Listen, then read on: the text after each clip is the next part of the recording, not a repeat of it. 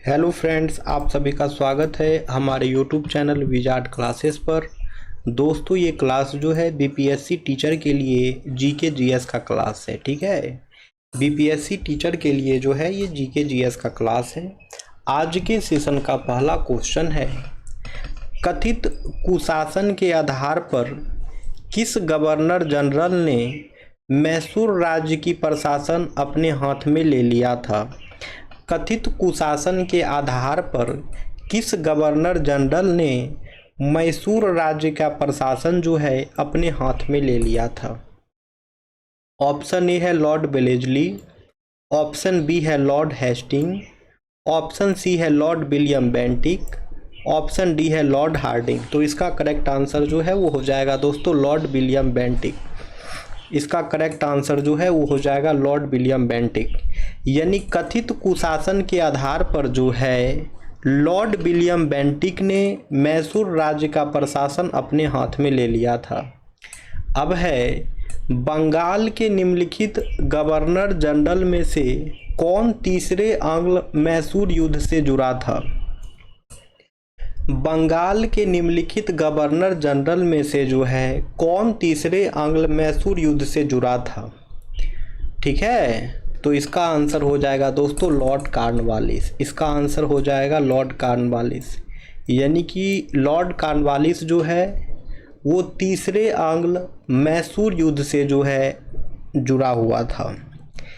तीसरे आंग्ल मैसूर युद्ध से जो है लॉर्ड कॉर्नवालिस जुड़ा हुआ था। तीसरे आंग्ल मैसूर युद्ध से जो है लॉर्ड कॉर्नवालिस जुड़ा हुआ था। अब है, निम्नलिखित में से कौन ठगों के दमन से संबंधित था? निम्नलिखित में से कौन जो है ठगों के दमन से संबंधित था? ऑप्शन ए है जनरल हेनरी प्रेंडरगेस्ट, ऑप्शन बी है कैप्टन स्लीमैन, ऑप्शन सी है एलेक्जेंडर बरिस, ऑप्शन डी है कैप्टन रॉबर्ट पेम्बर्टन। तो इसका करेक्ट आंसर जो है वो हो जाएगा कैप्टन स्लीमैन। यानी कि ठगों के दमन से जो संबंधित हैं वो कैप्टन स्लीमैन थे। यानी कि ठगों के दमन से जो संबंधित थे वो कैप्टन स्लीमैन थे। अब है, सती प्रथा को किसके द्वारा जो है समाप्त किया गया था? सती प्रथा को जो है किसके द्वारा समाप्त किया गया था? ऑप्शन ए है Lord Warren Hastings, option B है लॉर्ड वेलेस्ली, ऑप्शन सी है Lord William Bentinck, option D है लॉर्ड रिपन। तो इसका करेक्ट आंसर जो है वो हो जाएगा दोस्तों लॉर्ड विलियम बेंटिक। इसका करेक्ट आंसर जो है वो हो जाएगा लॉर्ड विलियम बेंटिक।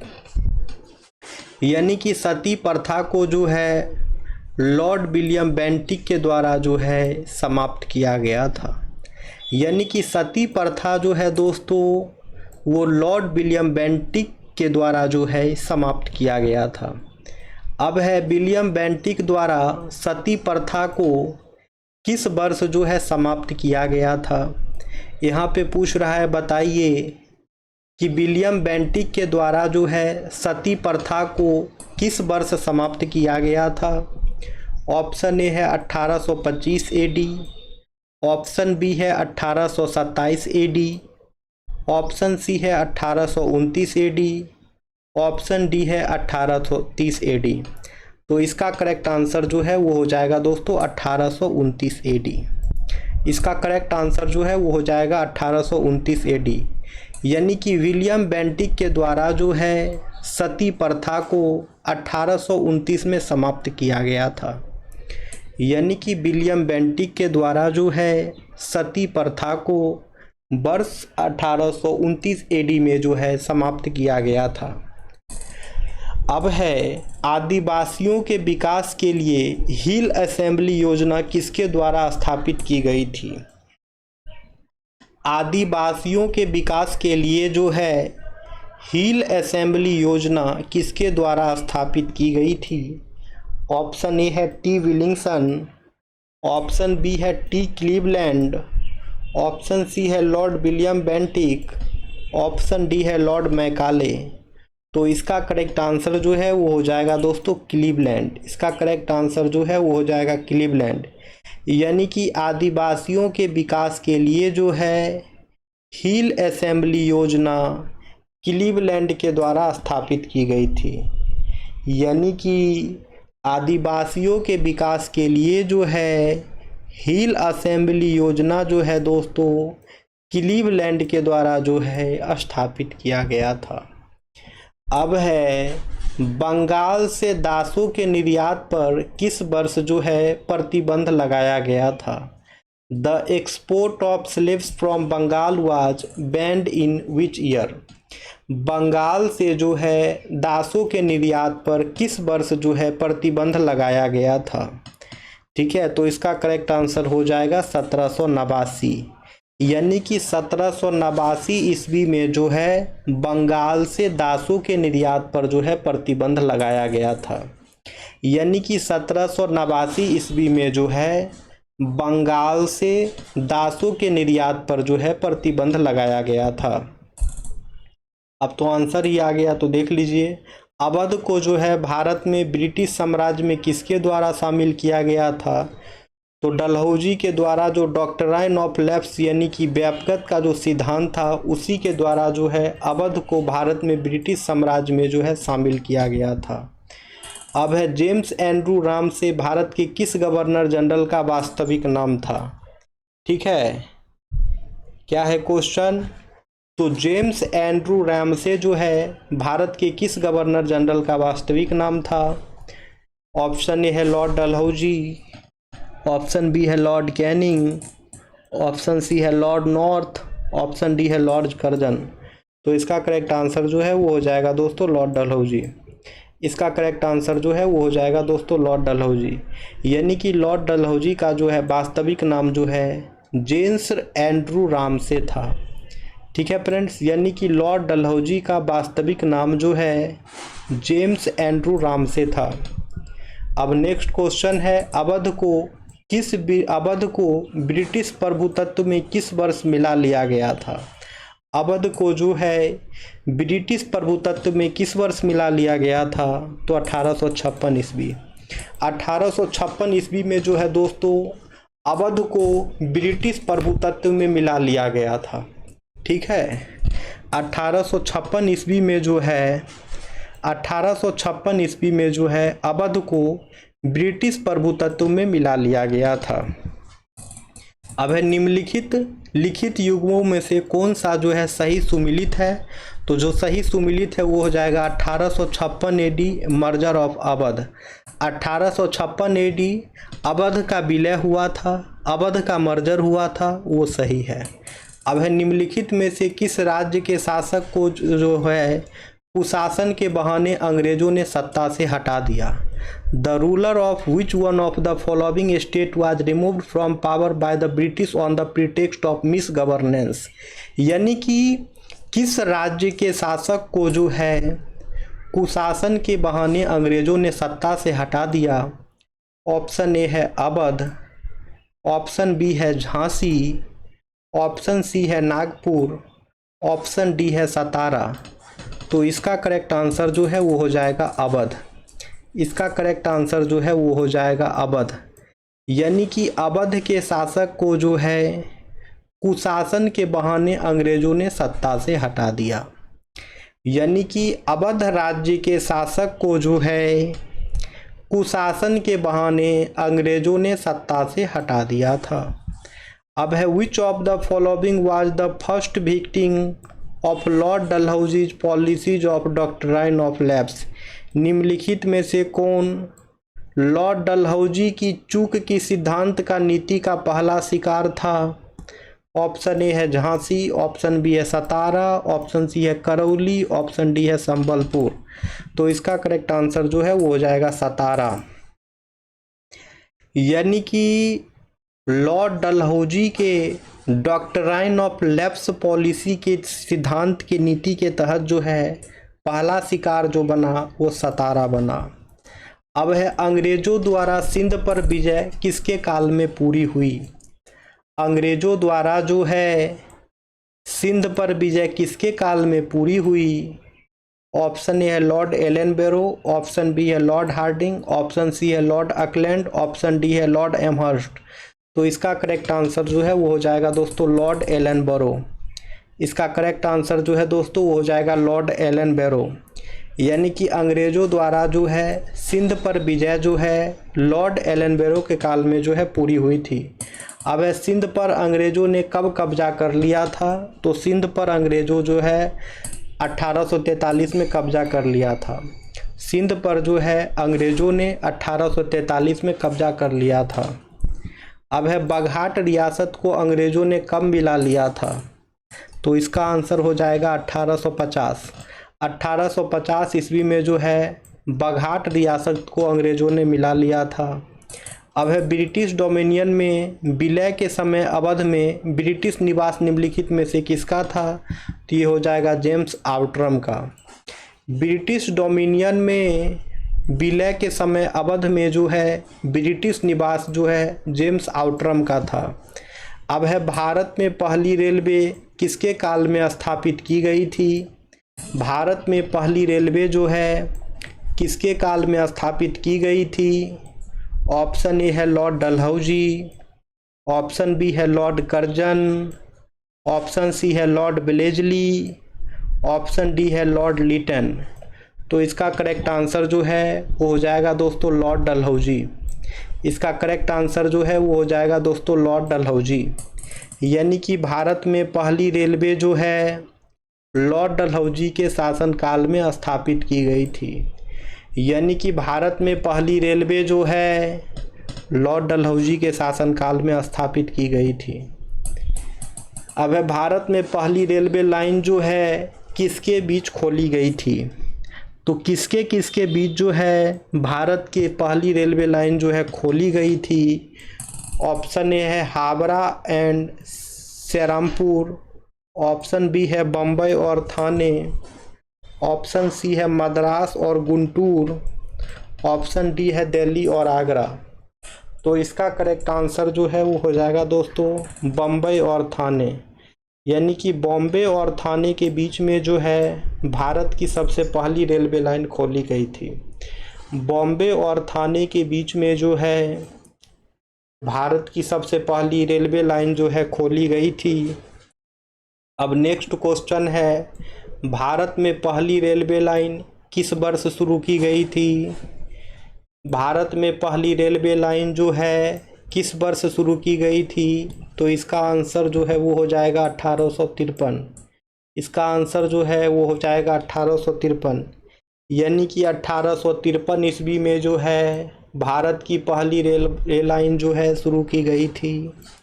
यानी कि 1853 ईस्वी में जो है भारत की पहली रेलवे लाइन जो है शुरू की गई थी। अब भारत में पहली रेलवे सेवा किस कंपनी ने शुरू की थी? भारत में पहली रेलवे सेवा जो है किस कंपनी ने शुरू की थी? ऑप्शन ए है ईस्टर्न रेलवे, ऑप्शन बी है Great Indian Peninsula Railway, option C है मद्रास रेलवे, ऑप्शन डी है अवध तिरहुत रेलवे। तो इसका करेक्ट आंसर जो है वो हो जाएगा दोस्तों ग्रेट इंडियन पेनिनसुला रेलवे। इसका करेक्ट आंसर जो है वो हो जाएगा ग्रेट इंडियन पेनिनसुला रेलवे। यानी कि भारत में पहली रेलवे सेवा जो है ग्रेट इंडियन पेनिनसुला रेलवे के द्वारा जो है चालू किया गया था। यानी कि भारत में पहली रेलवे सेवा जो है दोस्तों ग्रेट इंडियन पेनिनसुला रेलवे के द्वारा जो है चालू किया गया था। अब ब्रिटिश भारतीय क्षेत्र का अंतिम प्रमुख विस्तार किसके समय में हुआ? ब्रिटिश भारतीय क्षेत्र का अंतिम प्रमुख विस्तार जो है किसके समय में हुआ? ऑप्शन ए है डफरिन, ऑप्शन बी है डलहौजी, ऑप्शन सी है लिटन, ऑप्शन डी है कर्जन। तो इसका करेक्ट आंसर जो है वो हो जाएगा डलहौजी। इसका करेक्ट आंसर जो है वो हो जाएगा डलहौजी। यानी कि ब्रिटिश भारतीय क्षेत्र का अंतिम प्रमुख विस्तार जो है डलहौजी के समय में हुआ। ब्रिटिश भारतीय क्षेत्र का अंतिम प्रमुख विस्तार जो है डलहौजी के समय में हुआ। ब्रिटिश भारतीय क्षेत्र का अंतिम प्रमुख विस्तार जो है दोस्तों वो डलहौजी के समय में हुआ। अब है 1845 से 1855 में लोक निर्माण विभाग का गठन जो है किसके द्वारा किया गया था। Public Works Department was organised in 1845 to 1855 by 1845 से 1855 के बीच में जो है लोक निर्माण विभाग का गठन जो है किसके द्वारा किया गया था। तो ये किया गया था दोस्तों लॉर्ड डलहौजी के द्वारा। ठीक है, 1845 से 1855 में लोक निर्माण विभाग का गठन जो है लॉर्ड डलहौजी के द्वारा किया गया था। ठीक है, अब है विधवा पुनर्विवाह अधिनियम किसके शासनकाल में लागू किया गया था। In whose rule the Widow Remarriage Act was implemented. विधवा पुनर्विवाह अधिनियम किसके शासनकाल में जो है लागू किया गया था। तो ये हो जाएगा दोस्तों लॉर्ड कैनिंग। ये हो जाएगा दोस्तों लॉर्ड कैनिंग, यानी कि लॉर्ड कैनिंग के शासनकाल में जो है विधवा पुनर्विवाह अधिनियम जो है लागू किया गया था। यानी कि लॉर्ड कैनिंग के शासनकाल में जो है विधवा पुनर्विवाह अधिनियम जो है लागू किया गया था। अब है महारानी विक्टोरिया का घोषणा पत्र 1 नवंबर 1858 को इलाहाबाद में किसके द्वारा जो है पढ़ा गया था। महारानी विक्टोरिया का घोषणा पत्र जो है 1 नवंबर 1858 को इलाहाबाद में किसके द्वारा पढ़ा गया था। ठीक है, तो ये पढ़ा गया था दोस्तों लॉर्ड कैनिंग के द्वारा। ये पढ़ा गया था दोस्तों लॉर्ड कैनिंग के द्वारा। यानी कि महारानी विक्टोरिया का घोषणा पत्र जो है 1 नवंबर 1858 को इलाहाबाद में लॉर्ड कैनिंग के द्वारा पढ़ा गया था। यानी कि महारानी विक्टोरिया का घोषणा पत्र जो है 1 नवंबर 1858 को इलाहाबाद में लॉर्ड कैनिंग के द्वारा जो है पढ़ा गया था। अब है निम्नलिखित में से कौन भारत का पहला वायसराय था। Who of the following was the first viceroy of India. निम्नलिखित में से कौन जो है भारत का पहला वायसराय था। ऑप्शन ए है लॉर्ड क्लाइव, ऑप्शन बी है लॉर्ड कॉर्नवालिस, ऑप्शन सी है लॉर्ड कैनिंग, ऑप्शन डी है लॉर्ड रिपन। तो इसका करेक्ट आंसर जो है वो हो जाएगा दोस्तों लॉर्ड कैनिंग। इसका करेक्ट आंसर जो है वो हो जाएगा दोस्तों लॉर्ड कैनिंग। यानी कि भारत का पहला वायसराय जो है लॉर्ड कैनिंग था। यानी कि भारत का पहला वायसराय जो है लॉर्ड कैनिंग था। अब है महारानी विक्टोरिया की उद्घोषणा लॉर्ड कैनिंग द्वारा 1 नवंबर 1858 को कहाँ पढ़ी गई थी। महारानी विक्टोरिया की उद्घोषणा लॉर्ड कैनिंग के द्वारा 1 नवंबर 1858 को जो है कहाँ पढ़ी गई थी। Queen Victoria's proclamation was read out by Lord Canning on 1 November 1858 एट। महारानी विक्टोरिया की उद्घोषणा लॉर्ड कैनिंग के द्वारा 1 नवंबर 1858 को कहाँ पढ़ी गई थी वो पूछ रहा है। ऑप्शन ए है इलाहाबाद, ऑप्शन बी है कलकत्ता, ऑप्शन सी है बम्बे, ऑप्शन डी है मद्रास। इसका करेक्ट आंसर जो है वो हो जाएगा इलाहाबाद, जिसका नाम जो है अब प्रयागराज हो गया है। यानी कि महारानी विक्टोरिया की, ठीक है, यानी कि महारानी विक्टोरिया की उद्घोषणा पत्र जो है दोस्तों लॉर्ड कैनिंग के द्वारा 1 नवंबर 1858 को जो है पढ़ा गया था। अब है अपने पुत्र के स्थान पर उत्तराधिकारी को गोद लेने का अधिकार किसके द्वारा जो है पुनः स्थापित किया गया था। The right to adopt a heir in place of own son was reestablished by. यानी कि अपने पुत्र के स्थान पर उत्तराधिकारी को गोद लेने का अधिकार किसके द्वारा जो है पुनः स्थापित किया गया था।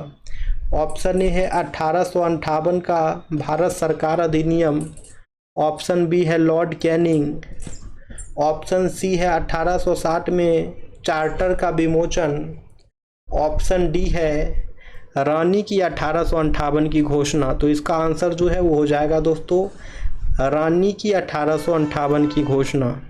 यानी क्वीन विक्टोरिया, रानी विक्टोरिया की जो 1858 की घोषणा थी उसके तहत जो है अपने पुत्र के स्थान पर उत्तराधिकारी को गोद लेने का अधिकार जो है पुनः स्थापित किया गया था। यानी कि क्वीन विक्टोरिया की 1858 की जो घोषणा थी उसके अनुसार जो है अपने पुत्र के स्थान पर उत्तराधिकारी को गोद लेने का अधिकार जो है पुनः स्थापित किया गया था। अब है महारानी विक्टोरिया को भारत की सामग्री कब नियुक्त किया गया था?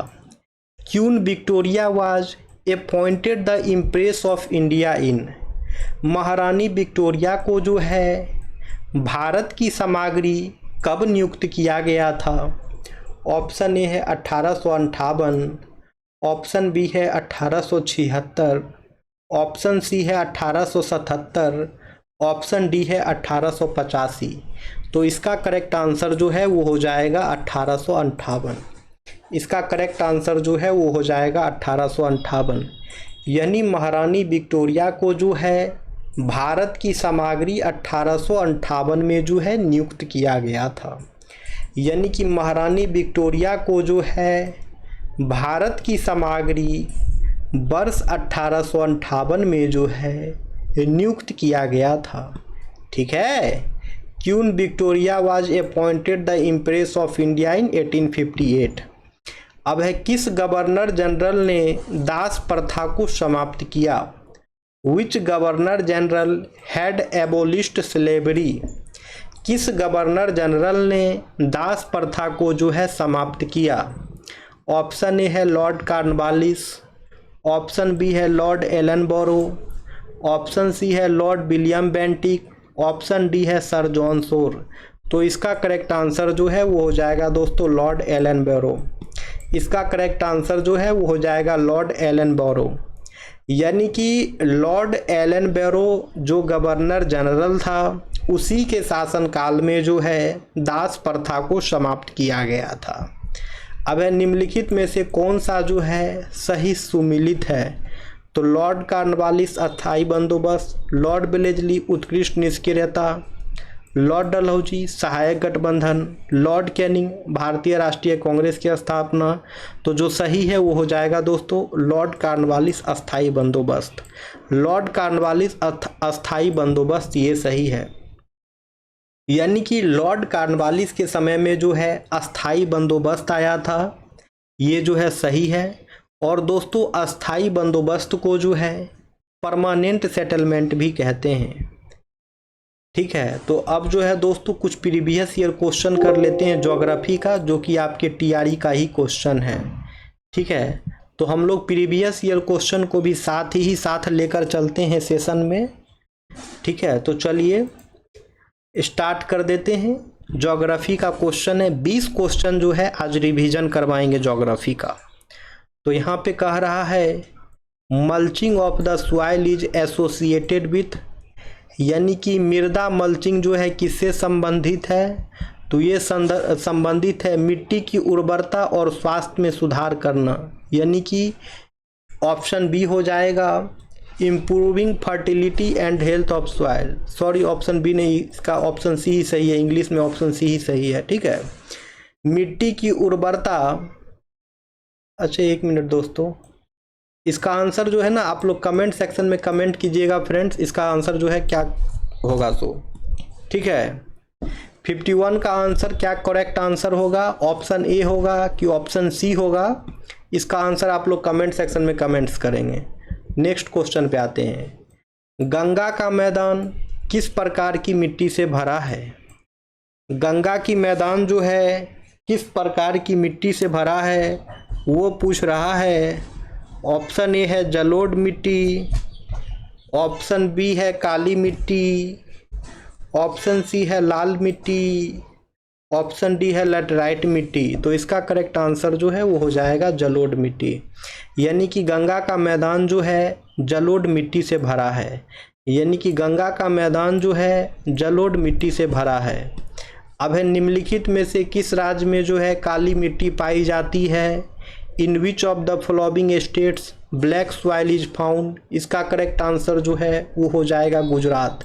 इसका करेक्ट आंसर जो है वो हो जाएगा गुजरात, यानी कि गुजरात राज्य में जो है काली मिट्टी पाई जाती है, यानी कि गुजरात राज्य में जो है काली मिट्टी पाई जाती है। अब है किस राज्य में सबसे अधिक लेटराइट मिट्टी पाई जाती है? Which state has the highest laterite soil. तो ये हो जाएगा मेघालय, ठीक है, ये हो जाएगा मेघालय, ठीक है। मेघालय में जो है सबसे अधिक लेटराइट मिट्टी पाई जाती है। अब है जब मृदा अति क्षारीय हो तथा उसमें पौधा पैदा नहीं होते हों तब मृदा की गुणवत्ता में सुधार के लिए क्या मिलाना चाहिए?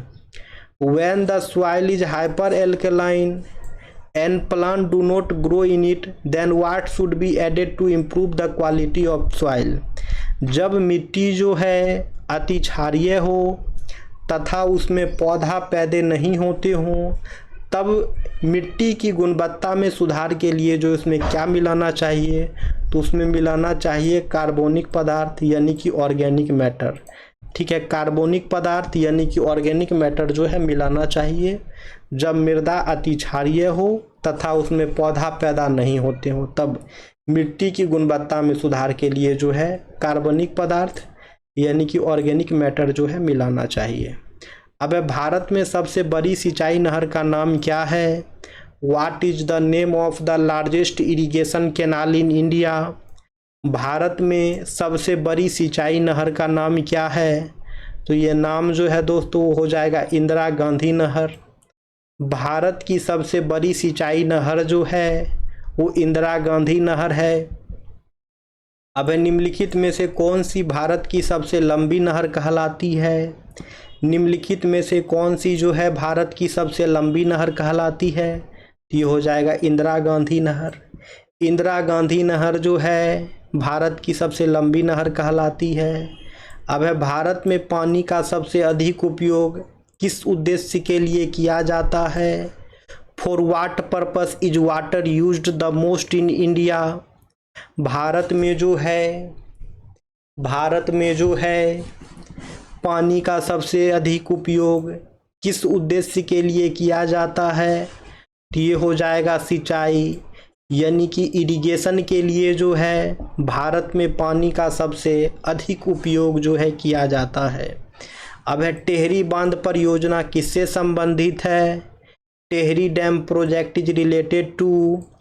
टेहरी बांध परियोजना जो है किससे संबंधित है? तो टेहरी बांध परियोजना जो है संभववादी विचारधारा से संबंधित है।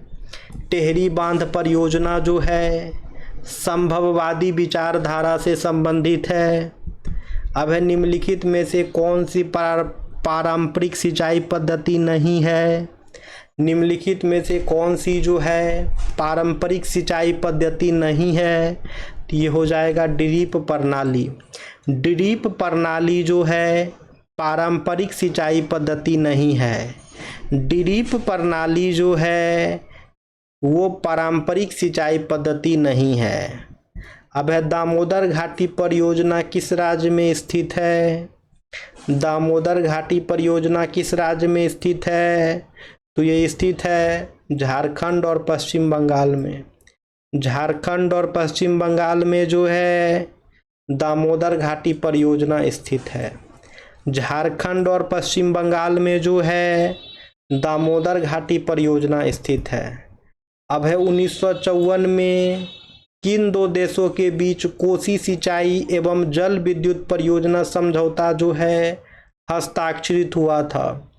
1954 में किन दो देशों के बीच कोसी सिंचाई एवं जल विद्युत परियोजना समझौता जो है हस्ताक्षरित हुआ था?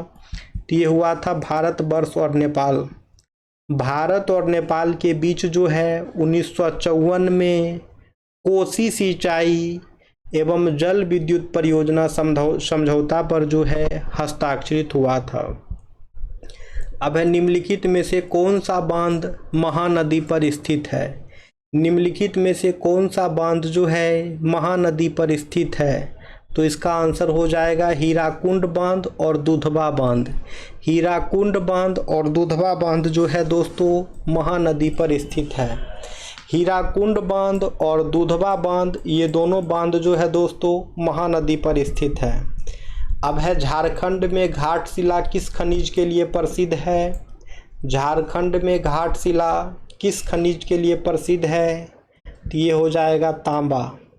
झारखंड में घाटशिला जो है तांबा खनिज के लिए प्रसिद्ध है। मैंगनीज का उपयोग निम्नलिखित में से किसके विनिर्माण में किया जा सकता है?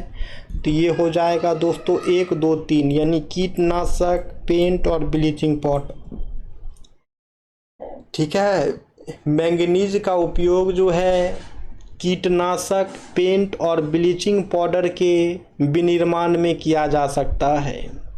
मैंगनीज का उपयोग जो है कीटनाशक, पेंट और ब्लीचिंग पाउडर के विनिर्माण में किया जा सकता है। अब है भारत में ज्वारीय एवं तरंग ऊर्जा उत्पादन के लिए अधिक अनुकूल परिस्थितियां कहाँ पाई जाती है? What are the more favorable conditions found for tidal and wave energy production in India? Bharat में ज्वारीय एवं तरंग ऊर्जा उत्पादन के लिए अधिक अनुकूल परिस्थितियां कहाँ पाई जाती है? तो ये पाई जाती है दोस्तों खंभात की खाड़ी में। खंभात के खाड़ी में जो है भारत में ज्वारीय एवं तरंग ऊर्जा उत्पादन के लिए अधिक अनुकूल परिस्थितियां जो है पाई जाती है। अब है निम्नलिखित में से कौन सा ऊर्जा का पारंपरिक स्रोत नहीं है? Which of the following is not a conventional source of energy? निम्नलिखित में से जो है कौन सा ऊर्जा का पारंपरिक स्रोत नहीं है? तो ये हो जाएगा दोस्तों पवन ऊर्जा। ये हो जाएगा दोस्तों पवन ऊर्जा, यानी कि पवन ऊर्जा जो है ऊर्जा का पारंपरिक स्रोत नहीं है, यानी कि विंड एनर्जी जो है not a conventional source of energy. अब है मोनाजाइट रेत में निम्नलिखित में से कौन सा खनिज पाया जाता है? तो मोनाजाइट रेत में जो है दोस्तों थोरियम पाया जाता है। मोनाजाइट रेत में जो है थोरियम पाया जाता है। याद रखना है मोनाजाइट रेत में जो है दोस्तों थोरियम पाया जाता है। The thorium minerals is found in monazite sand, यानी कि मोनाजाइट रेत में जो है थोरियम पाया जाता है। अब भारत के निम्नलिखित थर्मल पावर प्रोजेक्ट को पूर्व से पश्चिम दिशा में जो है व्यवस्थित करना है। तो सबसे पहले नामरूप होगा, फिर ओबरा होगा, पारीछा होगा और फिर कोटा होगा। अब है भारत का पहला शुद्ध हरित हाइड्रोजन संयंत्र किस राज्य में शुरू किया गया है? भारत का पहला शुद्ध हरित हाइड्रोजन संयंत्र जो है किस राज्य में शुरू किया गया है? तो इसका आंसर जो है आप लोग कमेंट सेक्शन में कमेंट्स करें दोस्तों। ये आप लोगों का होमवर्क रहा। अब हम लोग मिलते हैं कल की क्लासेस में। जो लोग भी नए हैं चैनल पे, चैनल को सब्सक्राइब कर लेंगे ताकि आने वाले वीडियो का नोटिफिकेशन जो है आप सभी को मिलता रहे।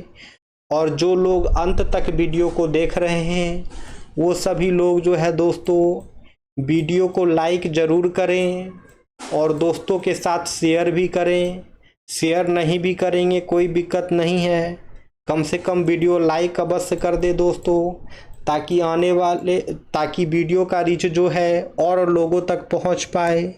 चलिए तो फिर मिलते हैं कल की क्लासेस में। ये क्लासेस जो है डेली दोपहर में 1 बजे हमारे चैनल पे अपलोड हो जाया करती है। आप लोग यहाँ से इस वीडियो को देख सकते हैं। ठीक है, 1 PM जो है इस क्लास का टाइमिंग है। 1 PM पर जो है डेली ये क्लास हमारे YouTube चैनल पर जो है अपलोड हो जाती है। चलिए तो फिर मिलते हैं कल की क्लासेस में। Thank you friends, thank you everyone.